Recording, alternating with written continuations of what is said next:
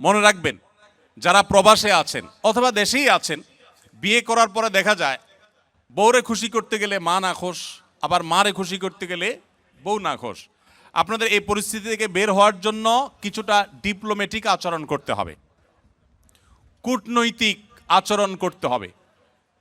যারা বিভিন্ন দেশে ডিপ্লোম্যাট হিসেবে থাকেন তাদের দেখবেন কথাবার্তার ভিতরে প্রচুর ফাঁক ফোকর থাকে, তারা হাতে রেখে কথা বলে।